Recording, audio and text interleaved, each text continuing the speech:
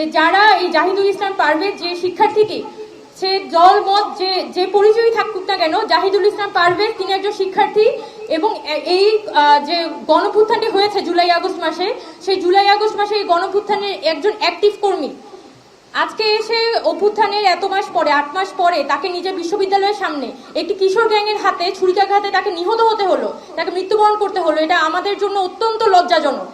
এবং আমরা বৈষম্যবিরোধী ছাত্র আন্দোলনের পক্ষ থেকে বলতে চাই যে এই বাংলাদেশ কোনোভাবে আমাদের জন্য কাম্য ছিল না। আমরা সম্মিলিতভাবে এই যে আমাদের ক্যাম্পাসগুলোতে ছাত্রদের নিরাপত্তার প্রশ্নটা তুলতে চাই যে এইভাবে যদি নিজ ক্যাম্পাসের সামনে একজন শিক্ষার্থীকে ছুরিকাঘাতে হত্যা করা যায়, তাহলে বিশ্ববিদ্যালয়গুলোর আসলে নিরাপত্তা দিবে কে?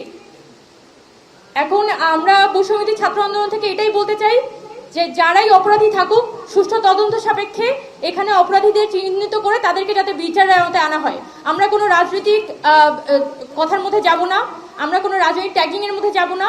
আমরা সরাসরি বলবো যে এই ছাত্র আমাদের জাহিদুল ইসলাম পারভেজ একজন গণঅভ্যুত্থানের একজন ফ্রন্টলাইনারকে যেভাবে করে হত্যা করা হয়েছে তা অত্যন্ত নিন্দনীয়। এবং আমরা ক্যাম্পাস প্রশাসনের কাছেও যেমন বলতে চাই যে আপনারা আপনাদের ক্যাম্পাসের আশপাশে যারা এই কিশোর গ্যাংগুলোকে মদদ দিয়ে ক্যাম্পাসের অভ্যন্তরীণ প্রসঙ্গে তাদেরকে জড়াতে চায়, সেই কিশোর গ্যাংকে আপনারা প্রতিহত করুন, ক্যাম্পাসের নিরাপত্তা আপনারা নিশ্চিত করুন।